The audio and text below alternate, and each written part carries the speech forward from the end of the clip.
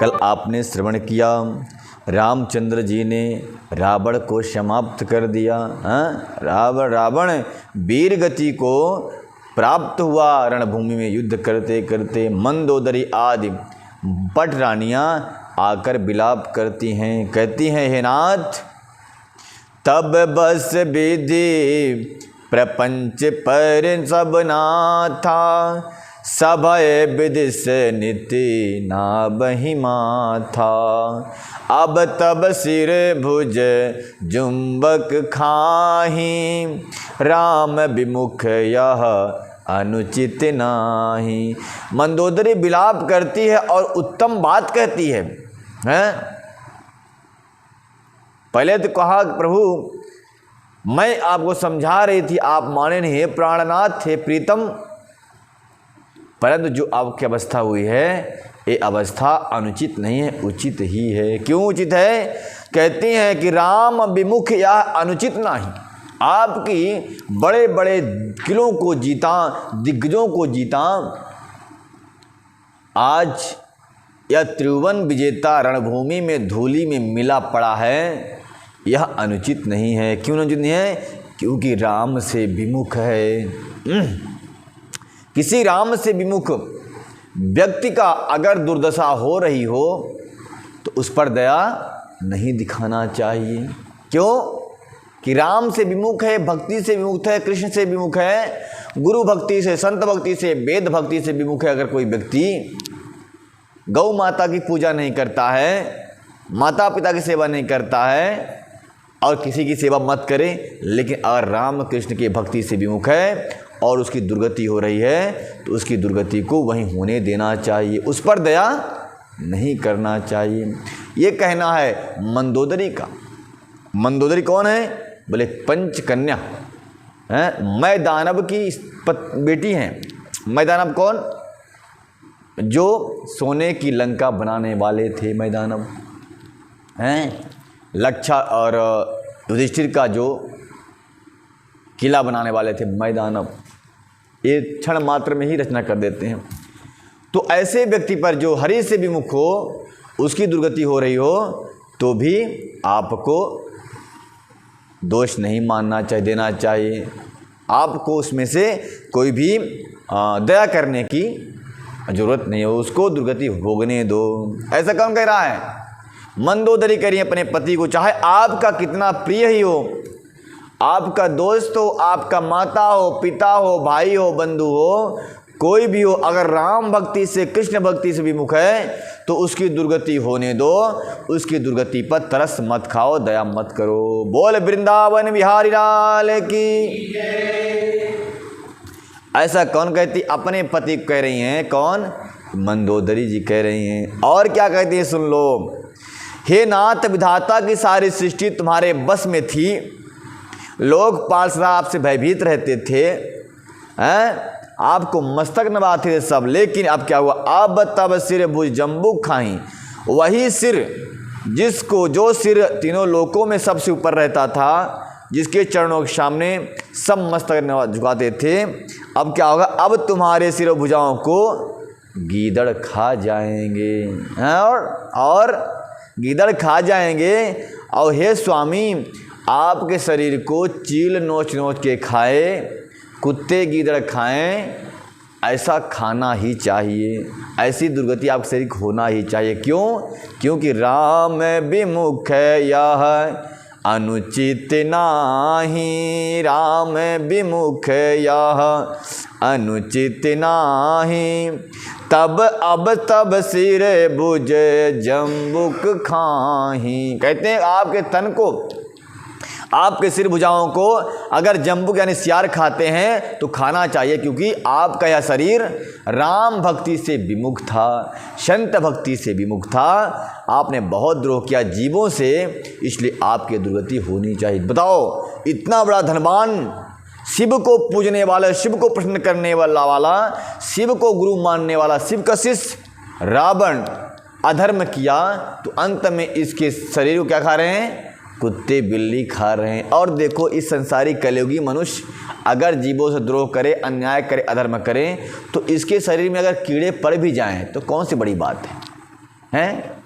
और कीड़े तो अधर्म करेगा, अन्याय करेगा तो कीड़े वहाँ भी पड़ेंगे जहाँ नहीं पड़ना चाहिए। भाई डर जाओ, भगवान के भक्त बन जाओ, इसी में कल्याण है कि नहीं बात काका? बोलो वृंदावन भाई लाल की। आप चश्मा लगा के सो जाते हो, मुझे मालूम है, इसलिए आपका नाम ले लेता हूँ। समझ जाओ, हमको डर लग रही है, ये कह रही हैं कि आपने राम से द्रोह किया, जीवों से द्रोह किया है, गौ को नहीं माना है। जब गाय ने दूध देना बंद कर दिया, उसको लावारिस छोड़ दिया, चुपके से आया कोई कसाई लेकर चला गया, काट दिया, तो इसका भी परिणाम भोगना पड़ेगा। ये नहीं कि जाओ तुम लाओ सब्जी मंडी से कचरा खिलाओ गाय को, पेट खराब कर दो उसका भी फल भोगना पड़ेगा। बचोगे नहीं, बचने वाला कोई नहीं है यह दुनिया में। प्रभु का वह जो लेंस है सबका एक एक करनी देख रहा है। रूम के अंदर क्या हो रहा है, रूम के बाहर क्या हो रहा है, अंदर क्या चल रहा है, बाहर क्या दिख रहे हैं, ये सब प्रभु जानते हैं। उसके अनुसार ऐसा आपके लिए फल का विधान भी करेंगे। अच्छे लोगों के लिए अच्छा फल और गंदे लोगों के लिए सड़ा फल मिलेगा। इसलिए मंदोदरी जो कहती हैं सुन लो, कहते हैं कि यह आपकी दुर्गति होना उचित ही है, अनुचित नहीं है। और काल बिबस पति कहाँ न माना, अग जगन्नाथ मनुज कर जाना। कहती है पति देवता, हालांकि पति के तो प्राण निकल चुके हैं, बड़ी बात नहीं है, परंतु अपनी जो दर्द था दिल का वह बता रही हैं कि पति देवता आपने कभी मेरा कहना नहीं माना। क्यों नहीं माना? देखिए, अगर पत्नी ठीक है आपकी दासी है, लेकिन पत्नी कभी बात कहती है उचित, भक्ति में बात अगर कहती है, धर्म में, तो उसका सुन लेना चाहिए, उसके अनुसार आचरण करना चाहिए। तो पत्नी की बात उस समय मान ले जो धर्म की बात कह रही हो। अगर स्वार्थ की बात कर रही हो पत्नी की, पति देवता ऐसा करो, अपने माता पिता को छोड़ो, मेरे माता पिता से जुड़ जाओ, अपने बहन बहनोई को छोड़ो, मेरे बहन बहनोई जुड़ जाओ, ऐसा पत्नी अगर कह रही हो। अपने भाई को छोड़ो, मेरे भाई से जुड़ो, अतः अपना घर छोड़ो, मेरे मायके से जुड़ जाओ, तब उस बात को नहीं मानना चाहिए। लेकिन वही पत्नी अगर कहती है कि ये प्रभु सब कुछ छोड़ दो और राम से जुड़ जाओ, तो उसकी बात मान लेना चाहिए। समझ जाना, ये पत्नी नहीं है, लक्ष्मी है, ये मेरे कुल को तार देगी है। इसमें क्या है ना कि पत्नी मनोरमां देहि मनोवृत्तानुसारिणीं तारिणीं दुर्ग संसार सागर से कुलोद्भवाम। वह पत्नी जो ऐसी बातें कहती है, धर्मयुक्त बात कहती है, वो लक्ष्मी के समान होती है। और वह इस दुर्ग संसार से, दुर्ग मतलब बहुत विशाल, इस संसार से तारने के लिए, आपको ही नहीं आपके कुल को तारने के लिए भी वो नौका के समान है। ऐसी पत्नी ऐसे पुत्र को जन्म देती है जो पुत्र सारे के सारे अपने पितरों को, अपने पूर्वजों को तार देता है। ऐसी पत्नी की बात मानना चाहिए। ये पत्नी कौन है? लक्ष्मी पत्नी है। जो पत्नी तोड़ती है और तोड़ कर इधर करके उधर चोड़ती है, समझ जाना ये तो स्वार्थी है, कुलक्षणी है, ये बर्बाद कर देगी। इसलिए ऐसी पत्नी की बात नहीं मानना चाहिए। तो क्या कहती, आप काल विवश में थे इसलिए किसी की बात नहीं माना है स्वामी। अग जगन्नाथ मनुज कर जाना, जगत के स्वामी, जगत को उत्पत्ति और लय करने वाले परमात्मा को आपने मनुष्य मान लिया और उनसे द्रोह करने लगे। फिर कहती हैं कि जन्यो मनुज कर दनुज कानन दाहक पावक हरि स्वयं, जहि नमत शिव ब्रह्माद सुर पिय भजो नहीं करुणामयम। कहती हैं प्रभु आपने उसी माया के वश में होकर के दैव रूपी वन को जलाने के लिए अग्निरूप साक्षात श्रीहरि ने श्रीहरि को तुमने मनुष्य जाना, और शिव आदि ब्रह्मा आदि जिसको नमन करते हैं उनको तुमने नमन करने से मना कर दिया। कुछ अहंकारी लोग होते हैं ना, ऐसे हैं, मैं क्यों जाऊंगा मंदिर में, मैं अपने घर को ही मंदिर मानता। वो नहीं गए थे, अपने होटल में गए थे उस दिन, उससे कहे मंदिर नहीं आते, काका ने कहा, बोला अपना घर ही मंदिर है, कहा ना। हाँ, अब घर मंदिर हो जाए तो मंदिर घर में क्या फ़र्क होगा फिर? देखो घर में तो किचन भी है, किचन में एक बाथरूम भी है घर में। आप किचन को बाथरूम मानो, बाथरूम किचन तो काम चलेगा क्या? नहीं चलेगा। तो घर होता है, मंदिर मंदिर होता है, किचन किचन होता है और बेडरूम बेडरूम होता है। समझ जाओ। ऐसे अब अल्पजानियों को क्या समझाएंगे आप, मूर्खों को? ये रावण की संतान क्या है, क्या समझाएंगे? नहीं समझा सकते इनको। तो इनको जो हो रहा है उनको होने दो, उनको गड्ढे में जाना है। अब तो ऐसे कह रही हैं कि तुमने जिसको परमात्मा ब्रह्मा आदि जिनको सिर झुकाते हैं, आप उनको मनुष्य माना और मनुष्य मान करके द्रोह किया। उन करुणामय भगवान को ही प्रीतम, हे प्रीतम तुमने नहीं भजा तो तुम्हारी यह दशा हो गई। तुम्हारा यह शरीर जन्म से ही दूसरे द्रोह करने वाला तत्पर था और पाप समूह रहा। देखिए रावण जैसा धनवान और बलशाली और यश प्राप्ति करने वाला, तीनों लोकों में जीत का विजेता, रावण से द्रोह करने, राम से विमुख होकर के जब वो भी टिका, तो ये छोटे मोटे ये व्यापारी, थोड़े बड़े पैसे बनाने वाले, ईंट पत्थर का मकान, फ्लैट में मकान, पक्के घर में रहने वाले, ये क्या है? आजकल तो आप लोग देते हैं टीवी पे डिबेट पे चल रहा, राम है ही नहीं, राम हुए हैं कितना, क्या प्रमाण में? तो इनका सर्वनाश होना छोटी सी बात है। इनके तो मन में पहली बात शांति ही नहीं, ये तो राम के विरोध में ही चल रहे हैं। तो जब रावण नहीं बचा तो ये नहीं बचेंगे।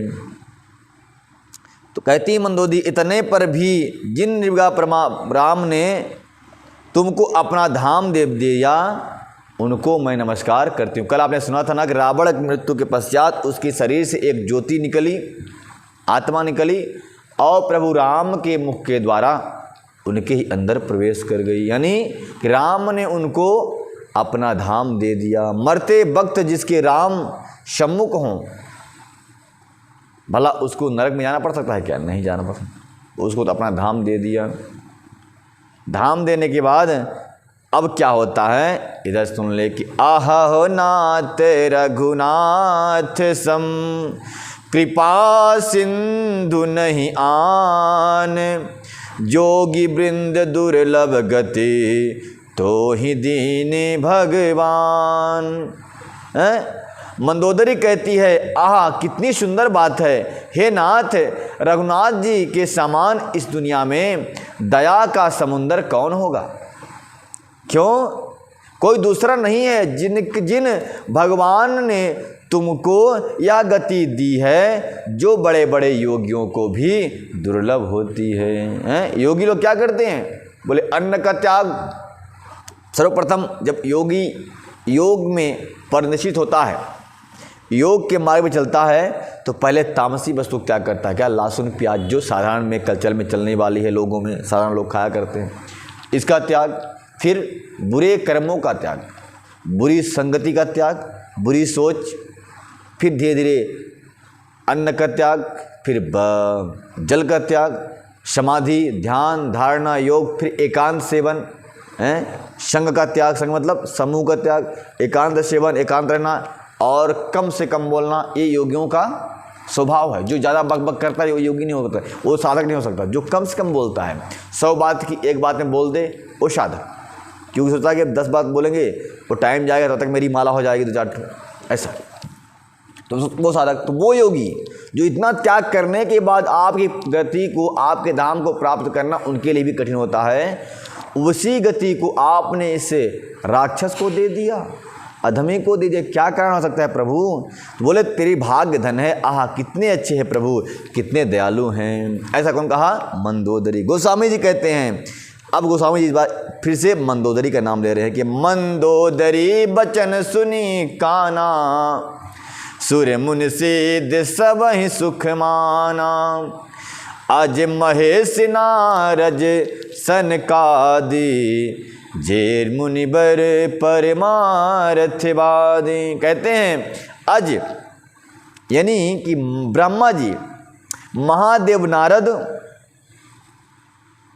मंदोदरी के वचन सुनकर के देवता मुनि और सिद्ध सभी ने सुख माना। और ब्रह्मा, महादेव, नारद और सनकादि ऋषि जो परमार्थवादी हैं, मतलब परमार्थवादी मतलब परहित करने वाले हैं, ऐसे महात्मा लोग, परमात्मा के तत्व को जानने वाले और कहने वाले श्रेष्ठ मुनि थे, जहाँ पर या मंदोदरी ने ये बात कही। सब देख रहे थे ना आकाश मंडल से क्या हो रहा धरती पर।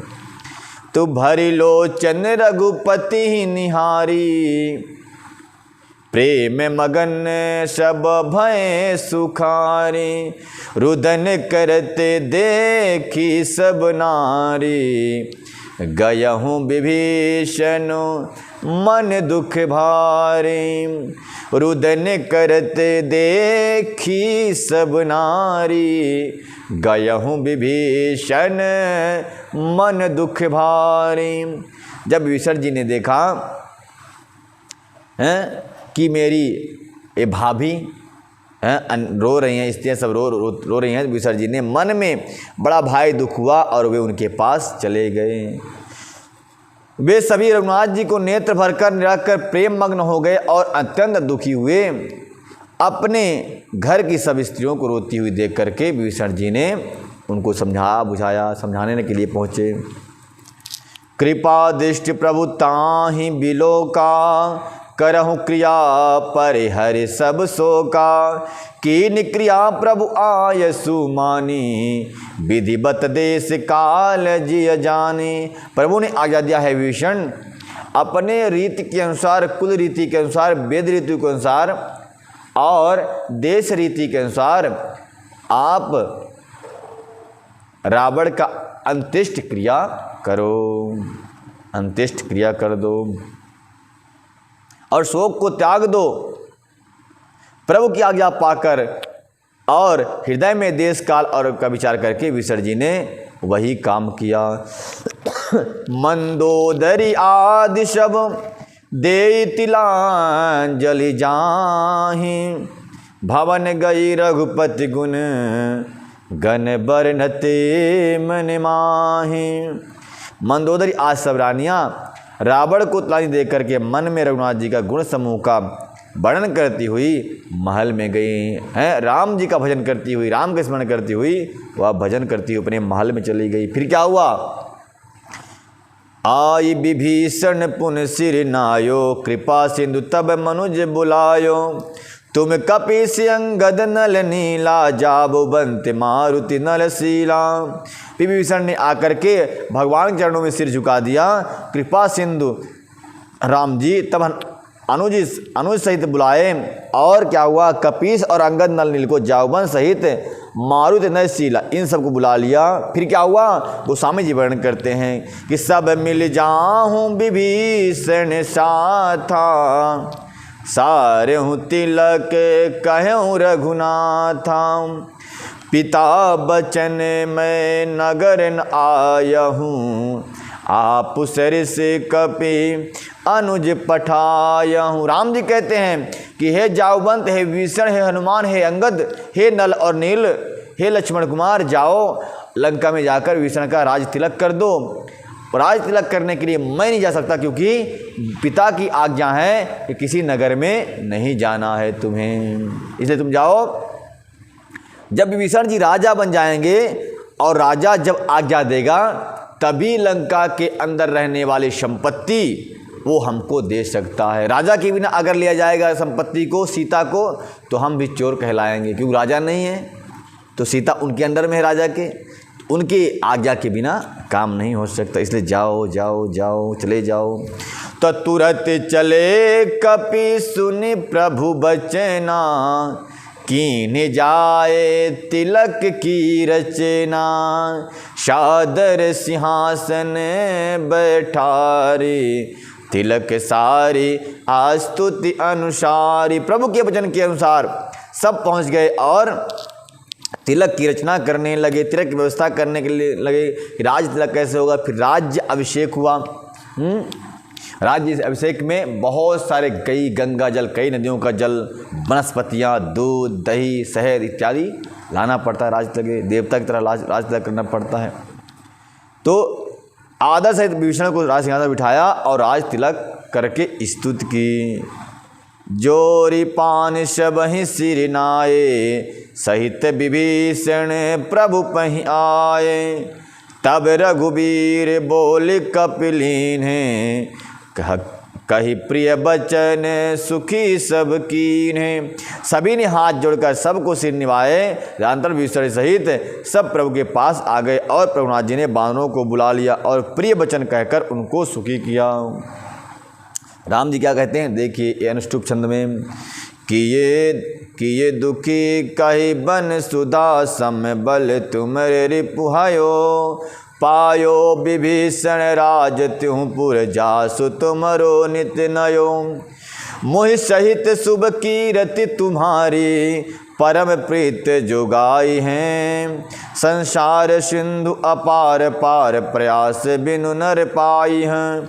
भगवान ने अमृत के समान यह वाणी कहकर सबको सुखी किया कि तुम्हारे ही बल से यह प्रबल शत्रु मारा गया है। सबको खुशी कर रहे प्रभु, सबकी प्रशंसा कर रहे हैं देवताओं की, बानरों की।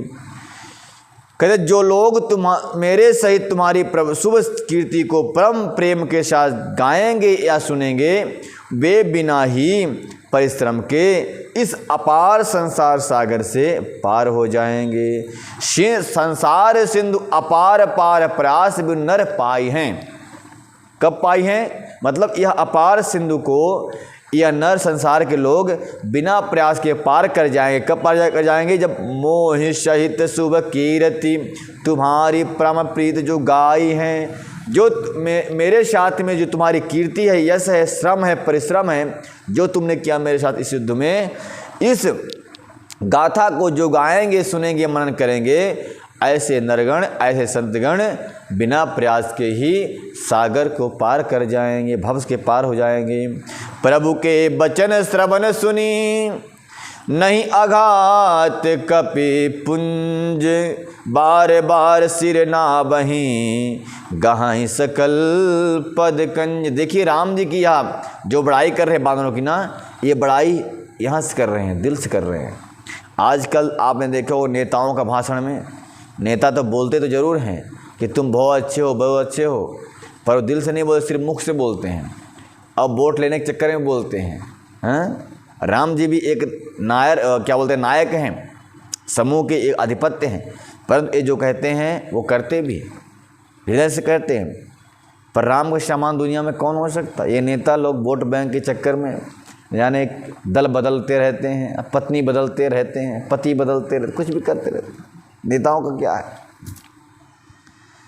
तो ये प्रभु की बात है, सबकी बात नहीं हो सकती ऐसे। तो सबके प्रभु ने बहुत प्रशंसा की, सब तृप्त हो गए और वे सब बार बार सिर नभाते हैं और उनके चरणों को पकड़ते हैं, क्योंकि प्रभु जो आपके चरणों को पकड़ता है उसका बेड़ा पार हो जाता है। इसलिए वो बानरगण प्रभु के चरण पकड़ रहे हैं। पुनि प्रभु बोल लियो हनुमाना, लंका जाहूँ कहो भगवाना, समाचार जान की ही सुना बहु, तासु कुशल ले तुम चली आवहूँ। फिर प्रभु ने हनुमान जी को बुला लिया और कहा, जाओ तुम लंका में जानकी जी को समाचार सुनाओ, और जानकी जी को सब समाचार सुना करके उसका कुशल समाचार लेकर तुम मेरे पास आ जाओ। तब हनुमंत नगर महु आए, सुनि निश्चरे निशाचर धाये, बहु प्रकार तिह पूजा कीन्ही, जनक सुता देखें पुण्य दीन्ही। हनुमान जी नगर में गए, यह सुनकर के राक्षस उनके सत्कार के लिए दौड़े। उन्होंने बहुत प्रकार से हनुमान जी की पूजा की और फिर जानकी जी को दिखला दिया।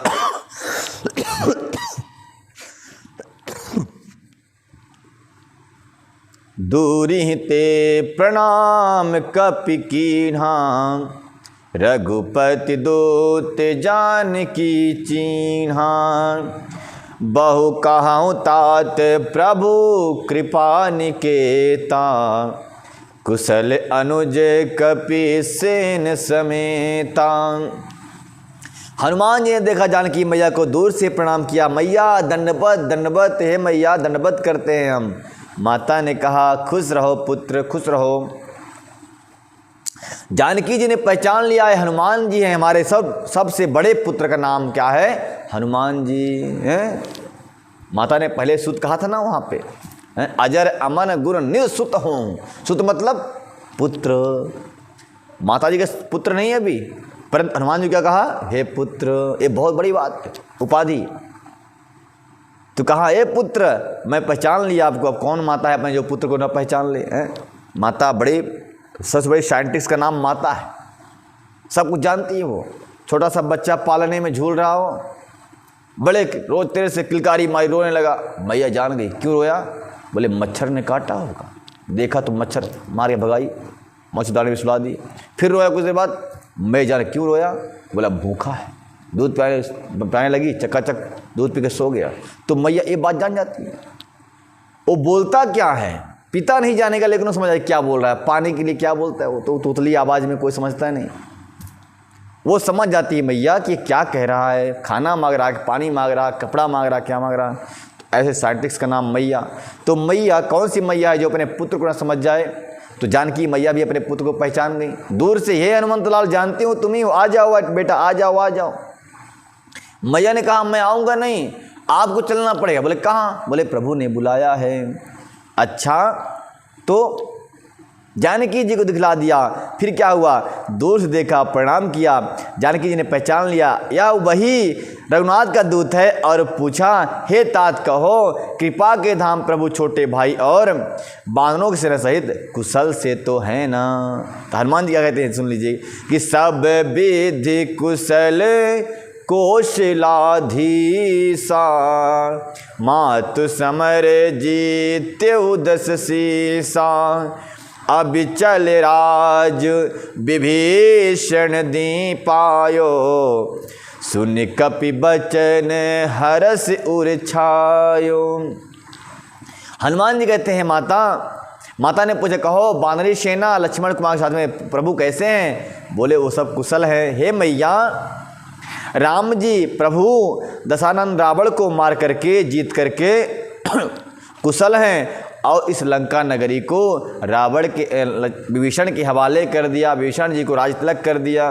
देखिए, इस संसार में जो भी राम का भक्त बना, प्रभु राम ने उसको उत्तम पद दे दिया। जिस कामना से जो भी आया, उसकी वो कामना प्रभु राम पूरा किए। कैसे?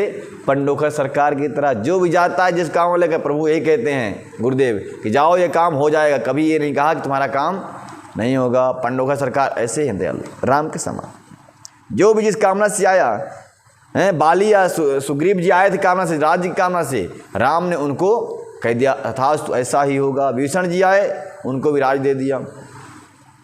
राज देने के बाद हनुमान जी कहते हैं, माता प्रभु कुशल हैं, सब अच्छा है, और विभीषण जी अचल राज्य प्राप्त कर लिए चुके हैं। हनुमान जी के वचन को सुनकर सीता माता हृदय में हर्षित हुई, बहुत हर्ष हुआ। फिर क्या हुआ?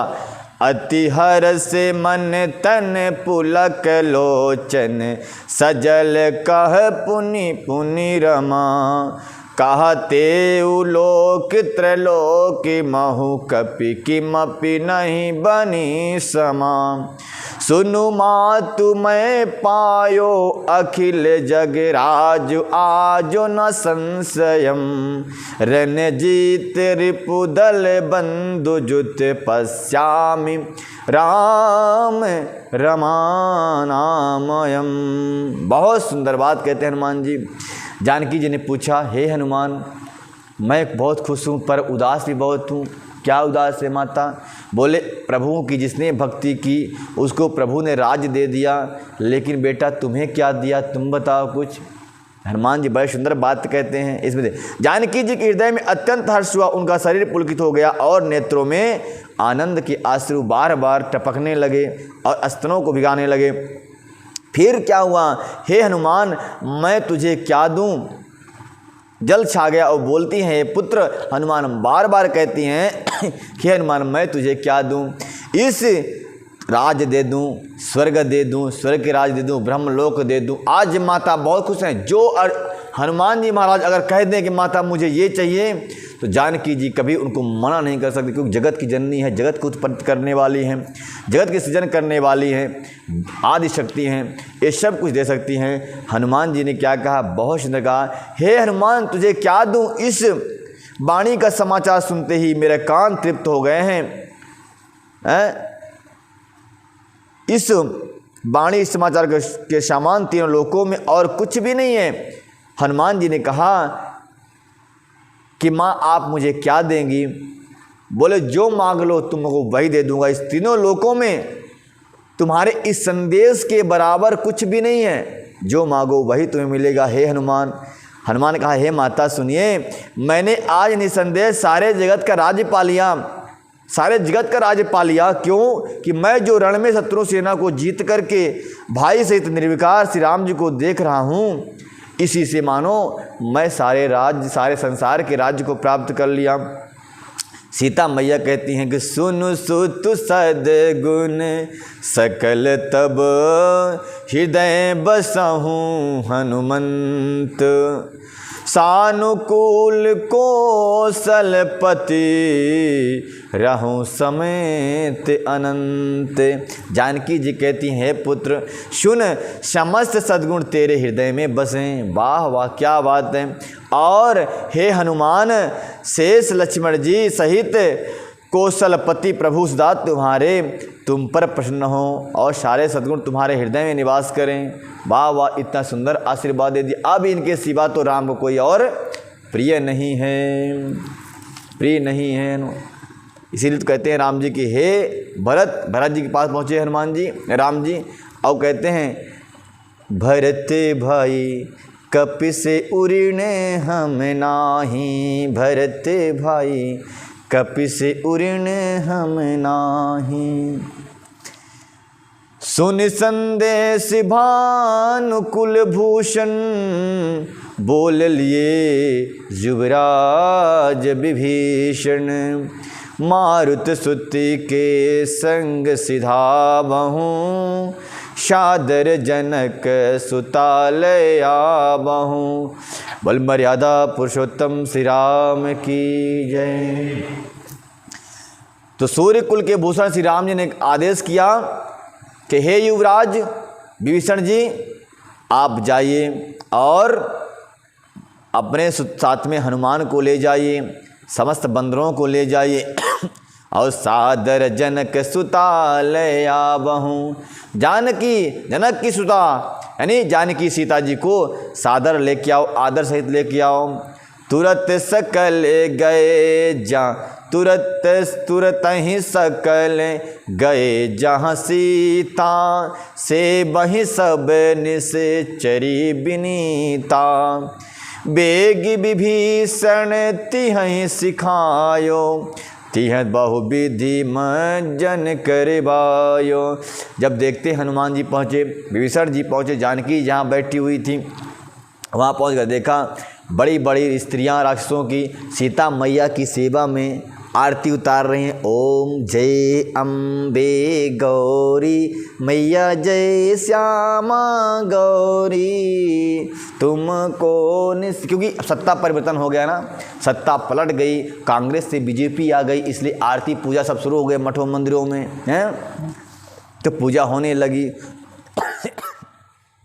फिर क्या हुआ, समस्त पूजा करके आरती करके वंदन करके राक्षसियाँ नम्रता पूर्वक उनकी सेवा कर रही। विभीषण जी शीघ्र ही उन लोगों को समझा दिया कि उन्होंने बहुत प्रकार के सीता जी की स्नान कराया, औबटन लगाया हैं। कहते हैं अब जो सीता माता बहुत दिन अपने प्रीतम से बिछुड़ी थी, श्रृंगार तो की नहीं थी, इसलिए हे दास दासियों चलो अब सीता मैया को उपटन लगाओ, हैं श्रृंगार करो, इनका मेकअप वेकअप कर दो, अब बाल और झाड़ दो, इनके जो लट्टे पड़ गए हैं ना सीता जी के बालों में, वो सब ठीक ठाक करो।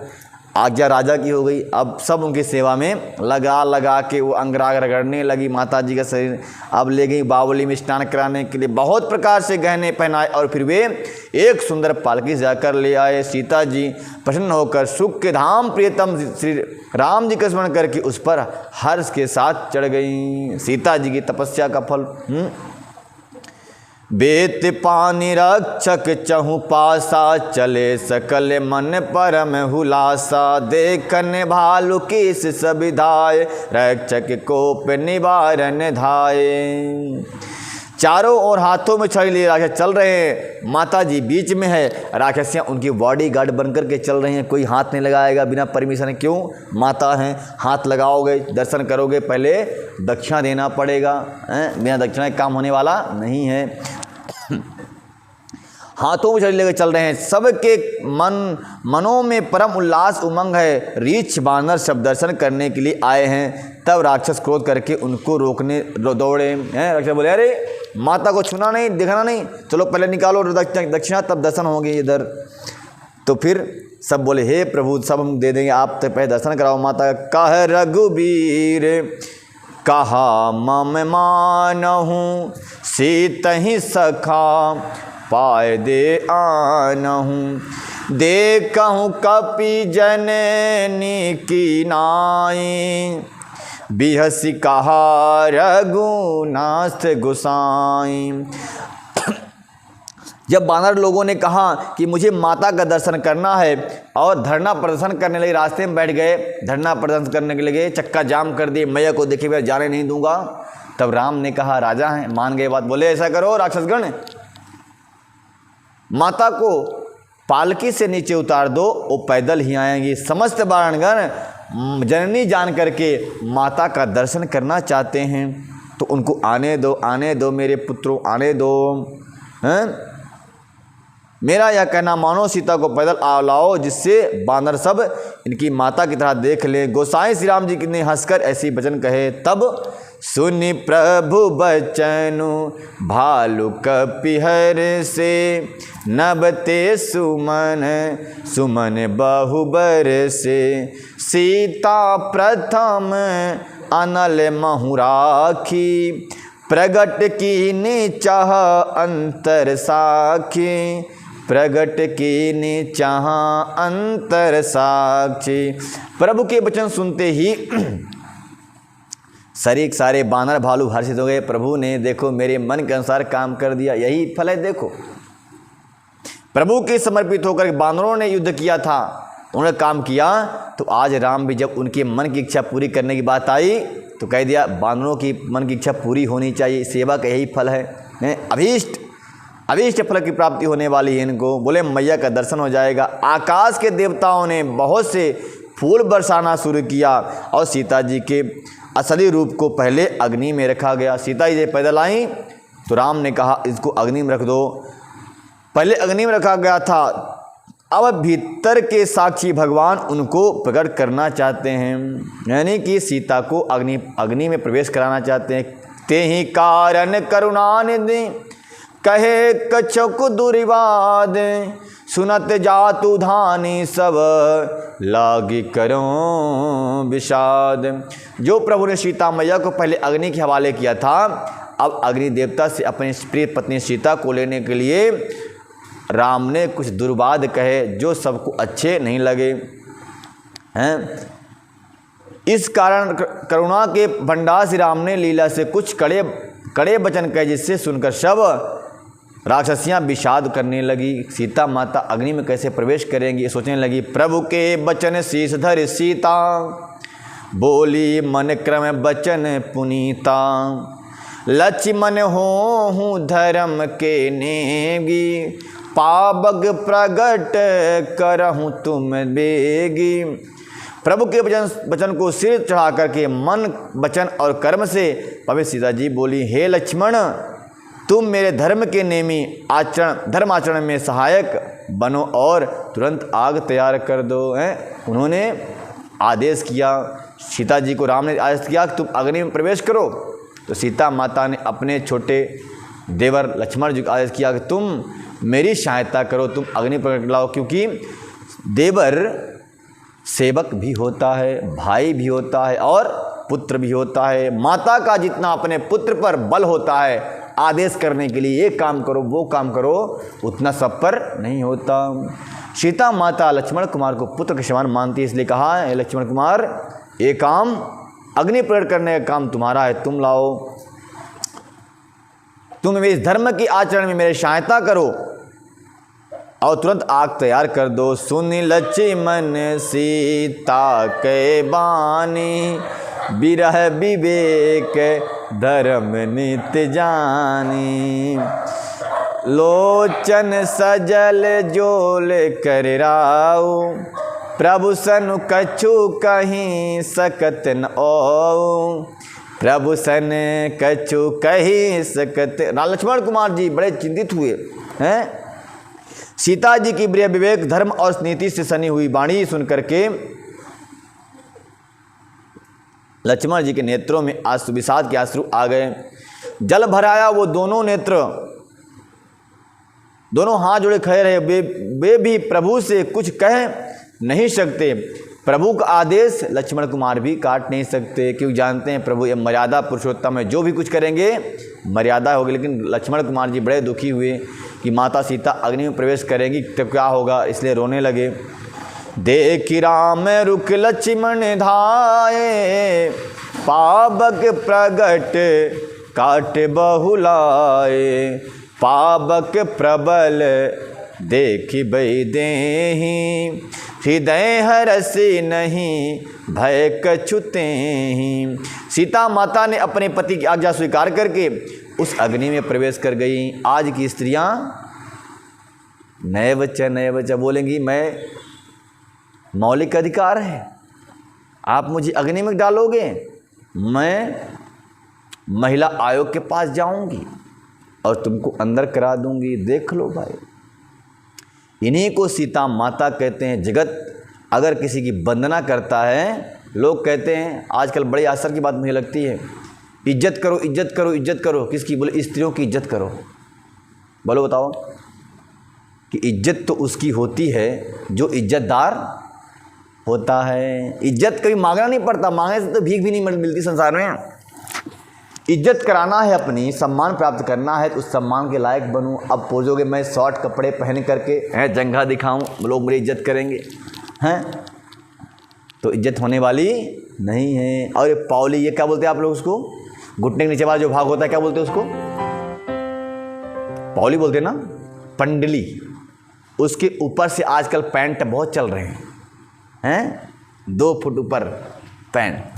अब बताओ कौन इज्जत करेगा इनकी? शरीर का प्रसार, शरीर को दिखाने वाली स्त्रियों की इज्जत कैसी होगी? अगर अपनी इज्जत प्राप्त करना है तो सुरपड़खा मत बनो। क्या बनो? सीता बन जाओ। पति की आज्ञा का पालन करो। पति की आज्ञा सीता माता अग्नि में भी प्रवेश कर रही हैं। बड़े आश्चर्य की बात है उन स्त्रियों के लिए जो अपने पति को बेलना मारती हैं उनके लिए तो ऐसा होना बड़ा कठिन है भाई। तो माता सीता ने मन क्रम वजन से रघुवीर की गति को जान गई। अग्नि प्रकट हो गई वैदेही, हृदय हरस करके उसमें कुछ संदेह नहीं हुआ, भय कुछ भी नहीं हुआ और वह अग्नि में प्रवेश करने के तैयार हो गए। जो मन क्रम वचन उर माही, तज रघुवीर आन गति नाही। फिर रामचंद्र जी का रूप देख करके लक्ष्मण जी दौड़े और आग तैयार करके उसी लकड़ी से ले आए।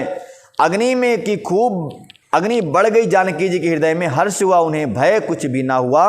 सीता जी लीला से कहा, यदि मैं मन क्रम वचन में हृदय में श्री रघुनाथ जी को धारण करती हूँ, रघुनाथ जी को छोड़कर दूसरी गति अन्य किसी का आश्रय नहीं है, तो अग्निदेव जो सबके मन की गति जानते हैं, मेरे भी मन की गति जानकर मेरे लिए चंद्रमा के समान शीतल हो जाएं। सीता माता ने ऐसे कहा। अग्निदेव से कुछ बचा नहीं है। अग्निदेवता हैं, वो मन की गति को जानते हैं, क्या सोच रहे हैं, बैठे बड़े सो रहे हैं कि जग रहे हैं, सब जानते हैं। तो माता सीता ने भी कहा, आप सबको जानते हो, अगर मैं तन मन वचन से शिव रघुनाथ जी की ही सेवा करती हूँ, मन हमारा उनके चरणों में लगा रहता है, तो हे अग्निदेव तत् आप मेरे लिए चंद्रमा के समान शीतल हो जाइए। सीता माता की बातें हैं भाई। तो क्या हुआ? श्रीखंड सम पावक प्रवेश कियो सुमिर प्रभु मैथिली। जय कौशले से महेश बंदित चरण रति अति निर्मली। प्रतिबिंब अरुलौकिक कलंक प्रचंड पावक बहुजरे। प्रभु चरित काहु न लखो नभसुर सिद्धि मुनि देखन करे। सिद्धि मुनि देखन करे। बहुत सुंदर बात। आपने सुना होगा श्रीखंड, सुना है ना? श्रीखंड कैसा होता है? ठंडा होता है, हैं? कहते श्रीखंड प्रभु श्री राम जी का स्मरण करके और जिनके चरण महादेव द्वारा वंदित हैं तथा जिनमें सीता जी अत्यंत विशुद्ध प्रीति रखती हैं, उन कोषाधीश की जय बोल करके जानकी जी चंदन के समान उस अग्नि में प्रवेश कर गई। चंदन के समान शीतल, श्रीखंड मतलब होता है चंदन, चंदन के समान उस शीतल अग्नि में प्रवेश कर गई। क्यों ना हो, एक पतिव्रता स्त्री जो होती है, अग्नि में दम नहीं कि उसके किसी भी परिजन को जला दे। आपने बताया था आपको एक बार कि एक पतिव्रता स्त्री की कथा, जिसका पुत्र अग्नि कुंड में गिर गया था। जब अग्नि कुंड में गिरा तो अग्निदेव हिलने लगे, कांपने लगे, अरे राम राम, ये तो कैसे आफत आ गई मेरे ऊपर। एक पतिव्रता स्त्री का पुत्र कुंड में गिर गया, अगर उसको क्रोध आया तो वो पतिव्रता स्त्री अपने श्राप के द्वारा हमें जला देगी, इसलिए ठंडे हो जाओ। तो चंदन की कीच बन गई उस अग्नि में, कुंड में। तो ऐसी स्थिति माता की, तो श्री चंदन की तरह शीतल हो गई, अग्नि में प्रवेश किया माता ने। प्रतिबिंब सीता जी की छाया मूर्ति और उनका अलौकिक कलंक प्रचंड अग्नि में जल गए। प्रभु ने इन चरित्र को किसी को नहीं जानने दिया। देवता सिद्ध देखते रहे अपने कैमरे लगाकर, कैमरे में कुछ आया ही नहीं।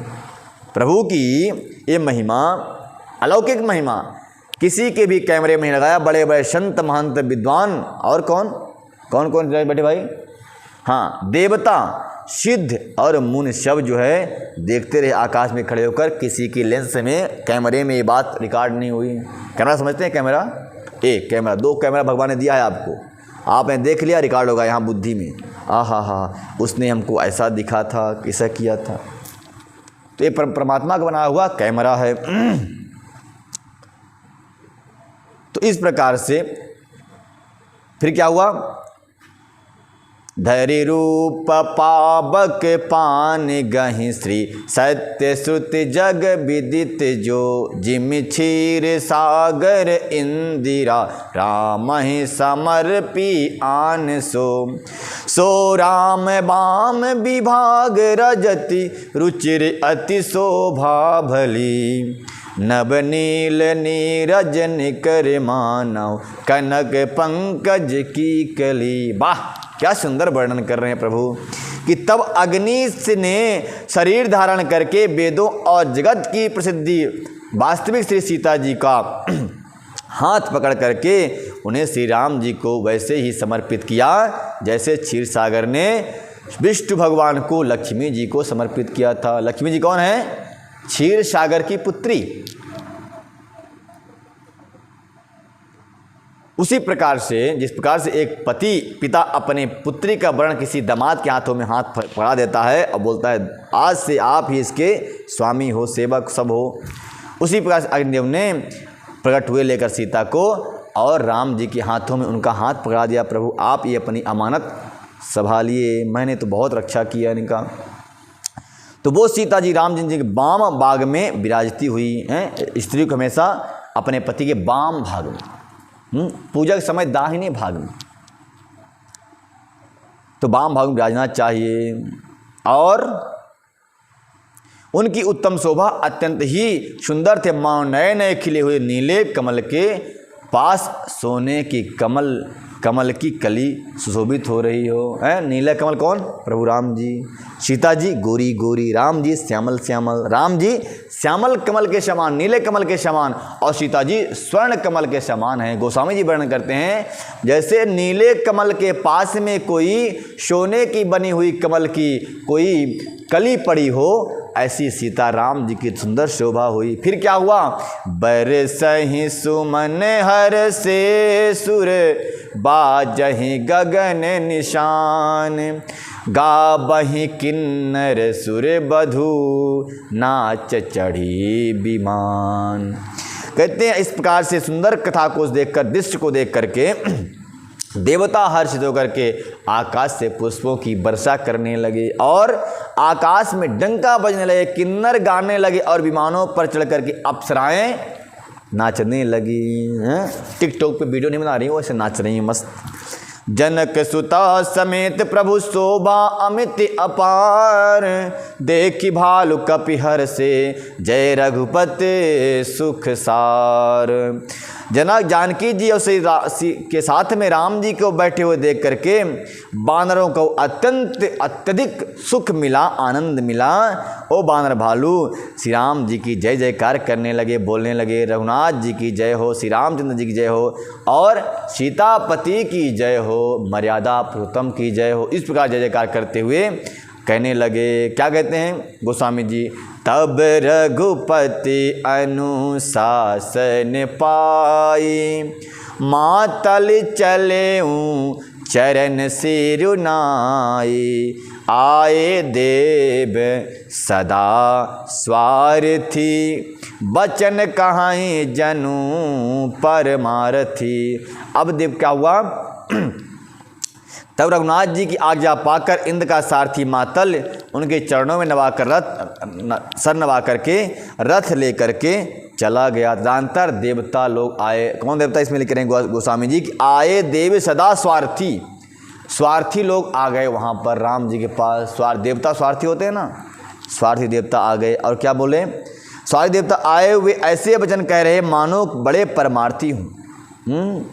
जो कोई व्यक्ति आपसे कहे ना ऐसा करना चाहिए, वैसा करना चाहिए, दान पुण्य, सत्संग तो नहीं करता पर कहता है ऐसा, वो बड़ा स्वार्थी होगा। परमार्थ की बात करते हैं पर ये होते बहुत स्वार्थी हैं, ऐसा देवता होते हैं। ऐसा गोस्वामी जी कहते हैं, दीन बंधु दयाल रघुराया, देवकीन देवन परदाया, विश्वद्रोरत यह खल कामी, निज अग गायो कुमार गामी। देवता कहते हैं दीन बंधु है करुणा के निधान रघुनाथ, करुणा के निधान हे परमदेव, आपने देवताओं पर बड़ी दया की। विश्व के द्रोह में तत्पर यह दुष्ट कामी और कुमार्ग में चलने वाला रावण आपने ही अपने ही पाप से नष्ट हो गया।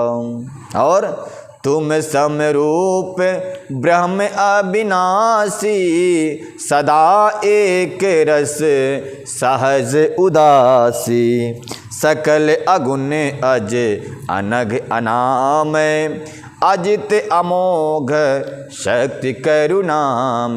कहते हैं प्रभु तुम समरूप ब्रह्म अविनाशी, आप परमात्मा हैं, आप अविनाशी हैं। भगवान की स्तुति करने लगे देवता। आप समरूप ब्रह्म अविनाशी, नित्य एकरस स्वभाव में उदासीन, शत्रु मित्र भाव रहित, अखंड निर्गुण, माया से परे अजन्मा, निष्पाप निर्विकार, अजय अमोघ शक्ति के धारण करने वाले, जिनकी शक्ति कभी व्यर्थ नहीं होती, ऐसे दयामय प्रभु हैं आप। और क्या हैं, बोले मीन कमठ शूकर नर हरि, बामन परशुराम बपुधरी, जब जब नाथ सुरहि दुख पायो, नाना तनु धरी तुम ही नसायो। कहते हैं कि देवता आप ही परशुराम हो, आप ही बामन हो और आप ही अनेकों रूप धारण करके आप आकर कल्याण कर देते हो। आपने ही मत्स्य रूप धारण किया, आपने कच्छप रूप धारण किया। हे प्रभु क्या क्या कहूँ, आपने क्या क्या रूप धारण किया भक्तों के लिए। और जब जब ना हे नाथ, जब जब देवताओं ने दुख पाया है तब तब आपने अनेकों शरीर धारण करके अपने ही उनका दुख नाश किया है और दुष्टों का दमन किया है। यह खल मलिन सदा सूर्यद्रोही, काम लोभ मत रति अति कोही, अधम शिरोमणि तब पद पावा, यह हमरे मन विषमय आवा। यह दुष्ट मलिन हृदय देवताओं का नित्य शत्रु, काम लोभ और मद में के परायण अत्यंत क्रोधी था। ऐसे अधर्मों के शिरोमणि ने भी आपका परम पद पा लिया। इस बात का हमारे मन में आश्चर्य हो रहा है, इसको आपने परम पद क्यों दिया, इसको नरक देना था, ऐसा देवता लोग कहते हैं। हम देवता परम कहते हैं कि हम देवता श्रेष्ठ अधिकारी होकर भी स्वार्थ परायण होकर आपकी भक्ति को भुलाकर निरंतर भवसागर के प्रवाह में जन्म मृत्यु चक्कर में पड़े हैं। अब हे प्रभु हम आपकी शरण में आ गए हैं, आप हमारी रक्षा कीजिए और आपका परम धाम दे दीजिए। भगवान कहते हैं बाबा देवताओं बाबा, स्वर्ग भी चाहिए, तुमको गाड़ी बंगला भी चाहिए, और 56 भोग भी खाने के लिए चाहिए, और अनेक प्रकार लहसुन प्याज भी खाओगे और हमारा पद भी मांगोगे। अरे दोनों तो नहीं हो सकता प्रभु, या तो वो ले लो या तो ये लो हैं। झोपड़ियों में रहने वालों के लिए ही मेरा धाम खाली है। आप महलों में रहने वाले तुम घर गृहस्थी के जंजाल में ही मस्त रहो, यहीं व्यस्त रहो, है ना, नाती में, पोते में, बेटे में, बहू में। और बहू पहले बेटे में मस्त रहो, और जब बेटा हो जाए तो बेटे के बेटे में, और जब उसमें मन न भरे तो बेटी की बेटी में मन लगाओ, और एक्टिवा लो और सुबह शाम कभी जाया करो मिलने, है ना, अच्छी लगती ना। तो ये माया में उलझे रहो, कभी बेटे की बेटी से मिलो, कभी नाती पोतों को सर पर चढ़ाओ, इसी माया में उलझे रहो और जन्मते और मरते रहो। हमारा धाम तो योगियों के लिए, जो इस माया से मन हटाएगा वही हरि के धाम को जाएगा। बोल वृंदावन बिहारी लाल की जय, मर्यादा पुरुषोत्तम श्री राम की जय, श्री राम कथा की जय, श्रोता भक्ता की जय। जय जय श्री राधे श्याम जय।